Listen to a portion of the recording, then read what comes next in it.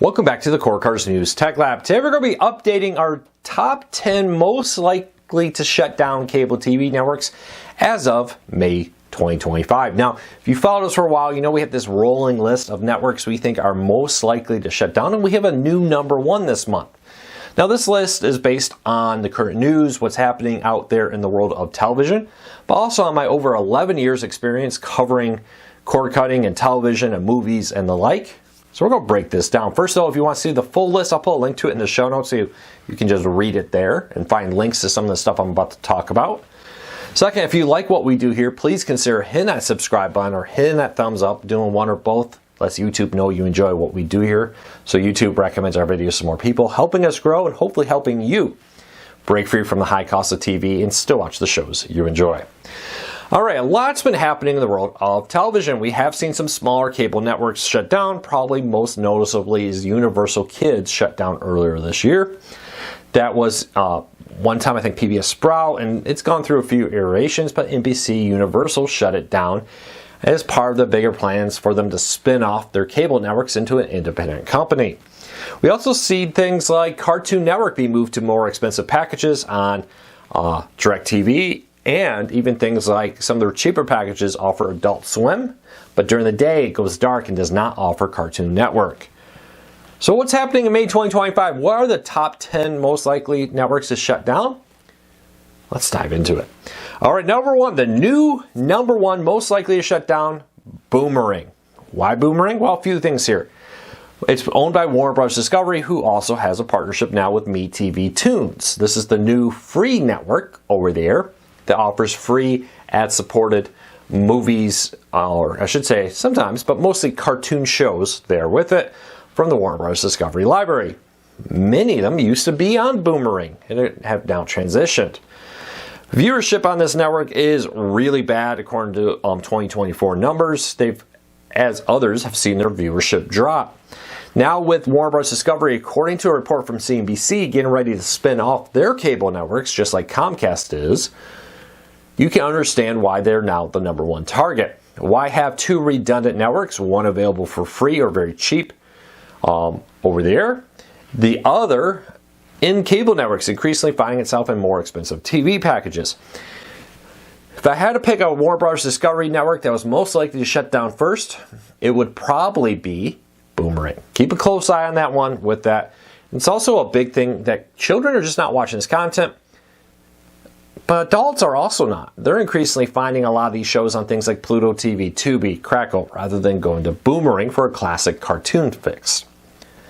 All right, next up, Cartoon Network. Yep, Cartoon Network is still in my top 5 of networks most likely shut down. There's a caveat here. Its parent company is breaking out their cable networks. I think for the meantime, until that happens, Cartoon Network's probably not shutting down immediately, as Warner Bros. Discovery is probably not going to dump that today. But I do think Cartoon Network's days are limited. Increasingly, its actual viewership is 18+. That's why we've seen things like Adult Swim expand its market. Classic 90s and early 2000s shows are increasingly becoming popular on the network. Why? Because it's a nostalgia thing for those 30 and 40-year-olds who are now adults and scrolling through channels, if you still do that. Oh, wow. Hey, I haven't seen this show since I was a kid in high school, middle school, elementary school, whatever it may be. And you check it out. But as they increasingly do that, they're pushing away their core audience with that. Sling TV's removed it from its orange package also. Something, I'll be honest, many people never expected would happen. Now you're going to have to get this as an add-on with it as a part of a more expensive package. Cartoon Network, second most likely. I do think, though, that that's unlikely to shut down early than the breakout. I think Cartoon Network will continue. It would not surprise me at all if at some point the Cartoon Network goes away and Adult Swim becomes a 24/7 channel. Teen Nick from Paramount, there's a catch here, but it was one of the networks that lost the most amount of viewers in 2024. This comes as teens, its target market, are on things like Crunchyroll, YouTube, and other places, reducing their viewership. It fell 53% in 2024 in prime time, according to a report from Variety.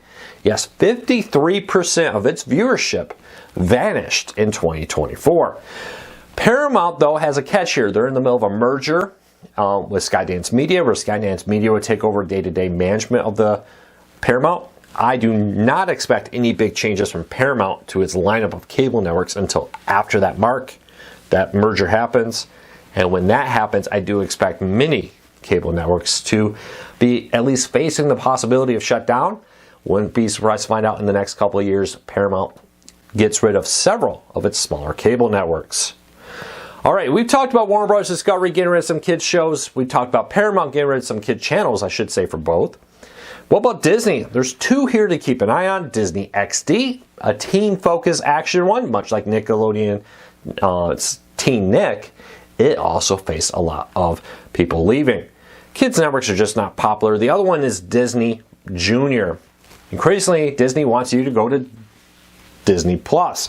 Now, we've seen that as some channels have moved to more expensive packages on Verizon. If you want these channels, they're now one of the most expensive. Also, Disney has seen things like Spectrum completely drop some of these channels just out of their package, the largest provider of TV in the United States. Put that all together, and networks like them, including Nick Jr., our next one, are all facing drop. All right, we just talked about a ton of kids networks, why they're most likely to drop. Let's talk about some adult networks. National Geographic Wild has seen its viewership drop significantly recently, with that down 29% in 2024.